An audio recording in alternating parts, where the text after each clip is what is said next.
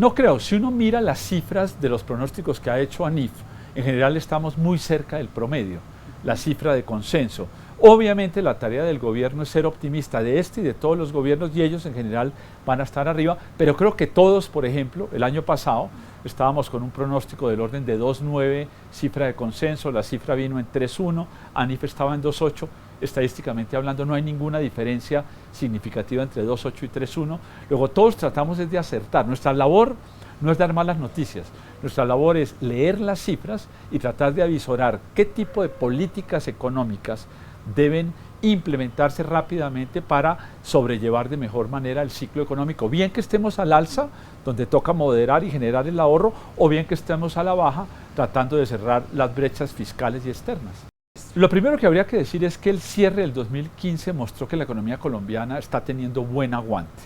Dentro de América Latina, que cae casi al -1, cerrar con un guarismo de 3.1 es una cifra relativamente buena y aceptable a nivel absoluto para la desaceleración, dado la caída de la estantería minero-energética y una situación global muy complicada. Ya para el primer trimestre de este año, todos, creo que la cifra de consenso baja ese crecimiento del 3.1 hacia el 2.5 para el año 2016.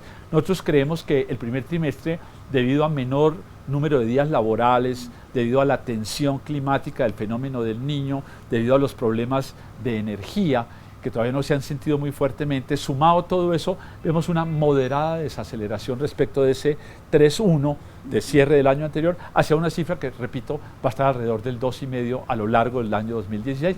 Sería un crecimiento aceptable para un entorno global complicado y donde América Latina estaría repitiendo otra vez en 2016 una contracción de -1. Luego, si Colombia crece 2.5, que está entreverado con lo que sería Perú y Chile, entre el 2 y el 3%, yo diría que es una cifra aceptable y entendible, dadas las circunstancias de entorno global, con lo que se llama técnicamente una resiliencia en términos de la economía colombiana. Lo que nos preocupa es el problema de composición del crecimiento. Por ejemplo, en lo positivo, un rebote de la industria. Cerró el año anterior en 1.2, marginalmente mejor de lo que pensábamos, gracias a Reficar, y la devaluación, la sustitución de importaciones y el rebote del componente de petroquímica, que va a crecer al 25%, llevaría a la industria a crecer entre el 4,5% y el 5%. Eso en el lado positivo. En el lado menos positivo, el agro está creciendo menos por el fenómeno climático, porque el café no va a sostener los 14 millones de sacos que ha venido teniendo, que fue un buen rebote respecto de los 8 millones de sacos que se tuvo, pero nos preocupa el sector construcción. Se habla mucho de las 4G y si usted mira el crecimiento del año anterior, el sector construcción creció 4%, una cifra muy pobre frente a los crecimientos de 2 dígitos de 10 y 12% de los 3 años anteriores. La gente se preguntará entonces, ¿y qué pasó con las 4G? La respuesta está en que las 4G acaban de arrancar, están prendiendo motores, acelerando ese sector a 0.2 por año de aquí al 2018, y en el 2018-2020 vamos a ver un incremento del orden de casi un punto porcentual en ese sector de la economía. Entonces nos preocupa que el pipeline de proyectos que venía, Túnel de la Línea, Cali, Buenaventura, no tuvieron el impulso para mantener lo que traíamos. Y el sector de edificaciones, con la sobreoferta que hay de hotelería, de oficinas y de vivienda en el estrato alto, hizo, por ejemplo, que el sector de vivienda solo creciera 4% el año anterior. Entonces, ¿cuáles son los pivotes del crecimiento de la economía colombiana en este 2,5 que estamos viendo? Bien por la industria, pero pobre el sector de la construcción, mal el sector de la agricultura y muy mal el sector del minero energético debido al desplome de los precios del petróleo. Yo creo que sí hubo una subestimación de ese llamado mecanismo de transmisión de costos vía el impacto cambiario, en dos sentidos. Por un lado, el país mismo está experimentando con la flotación cambiaria. La flotación cambiaria, recordemos que arrancó en el año 99, finales del 99, a mí me tocó implementar la flotación y no sabíamos qué ocurre cuando hay un desplome del sector de commodities y lo estamos aprendiendo. Hubo una devaluación promedio el año anterior del 37%. Yo creo que nadie se imaginó que iba a haber una transmisión de costos que llevara a la inflación tan rápida y tan persistente. Pero hay que tener en cuenta, y en esto tal vez el ministro de Hacienda y el gerente del Banco de la República se disculparon con usted, me imagino, diciéndole que no solo tuvieron pass-through, sino el fenómeno climático. Sí. Entonces se le mezclan ambos elementos y te lleva a una pérdida monumental de la meta de inflación del 3% a más del 7%. Nosotros estamos pronosticando un cierre de año entre el 5, 6 y 6% este año de inflación total, pero la inflación sin alimentos bajaría hacia ritmos del 5% en la medida en que el pass-through está cediendo. Ya lo estamos viendo. El ritmo de devaluación que venía al 40% en el primer trimestre está ahorita en los meses de abril bajando al 29, al 25%. Entonces va a haber menor transmisión, por un lado. Y por el otro lado, en la medida en que se comprimen las importaciones, ahora cayendo a ritmos del 20%, pues va a haber menor demanda por dólares y por lo tanto eso se refleja en menor crecimiento, pero también en menor transmisión de costos. Así que confiamos en que al cierre de este año la inflación esté del orden del 5,5%, pero el Banco de la República va a tener que seguir haciendo su tarea de ir incrementando la tasa repo, en nuestra opinión, hasta llevarla al 7% a la altura de junio. Posteriormente, en el segundo semestre, estos vientos de desaceleración sobre la demanda agregada podría darle una pausa al Banco de la República y no tener que continuar subiendo la tasa de interés.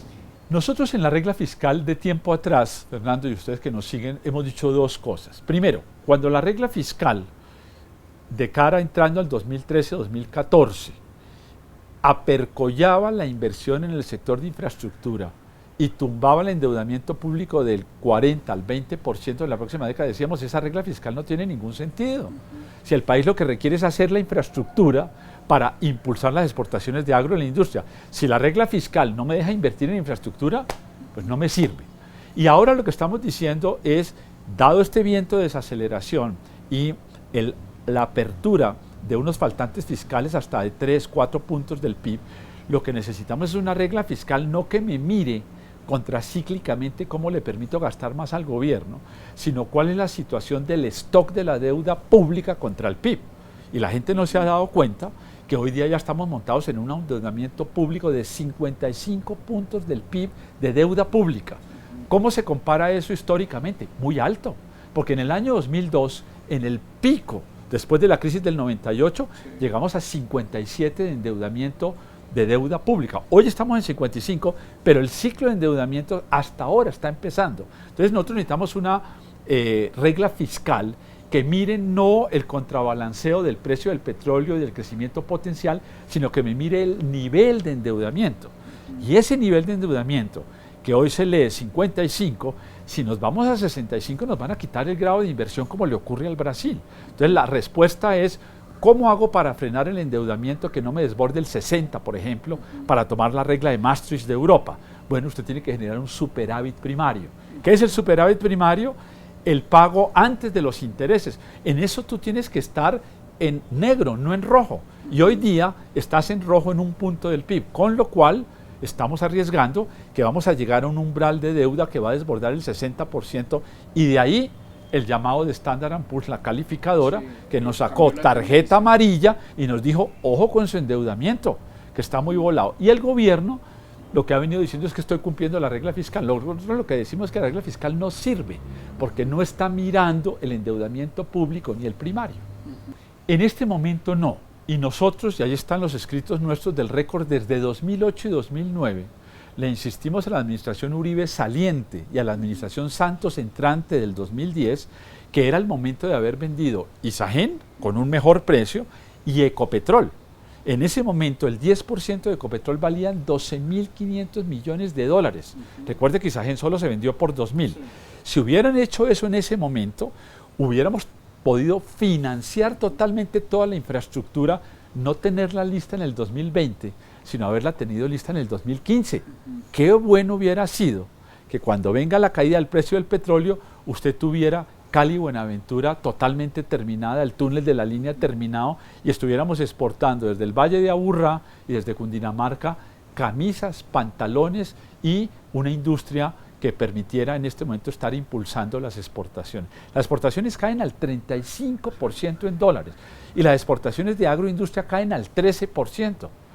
Señal de que el país, a pesar de que hemos devaluado, no tenemos la infraestructura adecuada y los tratados de libre comercio esperando que Colombia los aproveche. Entonces, volviendo a su pregunta, nosotros habíamos dicho en ese momento que era el momento de haber vendido Ecopetrol e Isagen, tomar esa plata, inyectarse en las carreteras. No se hizo, se esperaron 4 años y note que perdimos casi 6 años, entre 2008 y 2015, la misma venta de Isagen. Entonces, me parece también que hay mucha politiquería alrededor de eso. La propia administración Uribe, que impulsó la venta de Isagen en su primer tramo, que preparó la banca de inversión para hacer la venta total, ahora cita al ministro Cárdenas a una absurda moción para un tema que ellos mismos habían impulsado. Entonces, un poco lo que tenemos que decirle a los partidos responsables, empezando por los expresidentes, por los grandes directorios de los partidos, es bajémosle la politiquería barata, dejemos el House of Cards fuera de Colombia y concentrémonos en lo que necesita la economía, que es la dotación de infraestructura vial, que es lo que se persigue con Isagen. Bueno, lo primero que habría que hacer, y en esto quiero ser tajante, ANIF ha sido de la idea de un apoyo decidido al proceso de paz. Hemos apoyado al presidente Santos I. Yo personalmente voté en ambas ocasiones por el presidente Santos. Soy un convencido del proceso de paz. Pero dicho lo anterior, esto requiere recursos, requiere sindéresis económica, requiere una tributación con una reforma estructural que permita 2 puntos de recaudo adicional precisamente para fondear las carreteras, la educación, las pensiones y la salud. Sin ello no va a haber paz. Sobre el tema de los dividendos de paz, que es algo que la gente piensa que uno pasa como en monopolio y cambia por ventanilla automáticamente, el estudio que nosotros hemos hecho es que Colombia solo podría cobrar esos dividendos si pudiera, por ejemplo, reducir a la mitad su gasto en fuerza pública. El gasto en fuerza pública en Colombia bordea mal contados 4 puntos del PIB. Mantener el grado de inversión. Y precisamente eso se mantiene. Entonces nosotros requerimos 2 cosas. Infortunadamente, como la atomización del conflicto puede llevar, como en Centroamérica, a que mucho narcotraficante logre crear su propia empresa y se vengan ahora a delinquir en las ciudades, pues lo que hay que hacer es que hay que bajarle al componente militar y subirle al componente de policivo. Y en ese sentido no hay dividendo de paz para cobrar por ventanilla en materia de reducción del gasto en la fuerza pública. Se va a tener que mantener. Las ganancias de dividendo de paz se van a ver dentro de 5 años, cuando haya un desescalamiento del conflicto, que afortunadamente ya se empieza a ver, menos voladuras de oleoductos, y por el otro lado cristalice el fenómeno de las 4G y tengamos por fin espacio para innovación y mejor educación.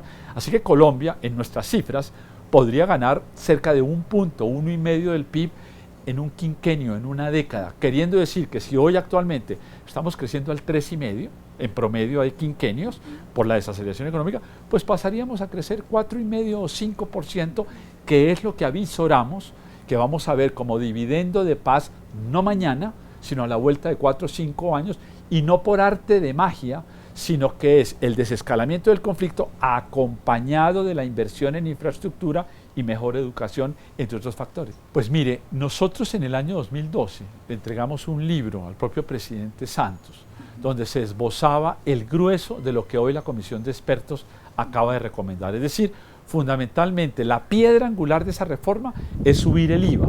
En esa época nosotros hablamos de subir del 16 al 18. Como se cayó la estantería petrolera y Ecopetrol, en vez de pasarle utilidades al gobierno, le va a tener que pedir plata porque está haciendo pérdidas de 4 billones el año anterior, pues ahora ya no basta con el 18, va a tener que ir al 19. Entonces, el momento histórico no podía ser más inoportuno e infortunadamente el gobierno no hizo nada en ese frente. En el 2015 se aprobó una errada reforma tributaria que llevó la tributación de las grandes empresas al 53% y el recaudo no se ha incrementado de forma sustantiva porque la masa de gravamen grande tiene que ver con el consumo y de allí la importancia del IVA. Entonces, esperemos, y es lo que están esperando las calificadoras de riesgo, que de aquí al mes de julio se radique una reforma tributaria estructural cuya piedra angular sea el IVA. Pero si el gobierno llegara a salir o el Congreso le aprobara únicamente una tributación, por ejemplo, para las entidades sin ánimo de lucro, que solo nos dan 0.3 del PIB frente a los 2 puntos que requerimos, pues yo creo que infortunadamente tenemos un 50% de probabilidad de pérdida de uno de los 2 escalones que nos mantiene por encima del grado de inversión. Entonces, el gobierno se la jugó tardíamente, estamos contra las cuerdas, todavía estamos a tiempo, pero no hay duda que tiene que ser una señora reforma tributaria que no deje dudas sobre la capacidad de recaudo de por lo menos 2 puntos del PIB. Como te decía, yo creo que todavía de aquí a junio, entre abril y junio, restan por incrementar 50 puntos básicos para llevarla de ese 6,50 que mencioné a 7. Y después al techo. Después de junio, por la desaceleración económica, por la mejora climática, por un abaratamiento de los precios relativos de los alimentos y un freno al consumo, debería entonces en ese momento poder frenar en 7. La mala noticia es que la inflación, como comentamos, no bajaría de 5, 5,5 este año, y aún las expectativas de inflación para cierre de 2017 están hablando de unas expectativas desancladas que estarían arriba del 4%. Ese debe ser materia de preocupación todavía para el Banco de la República. ¿Usted diría 5,5 de inflación este año y 4 en el 2017? Exactamente, estamos dentro de ese pronóstico.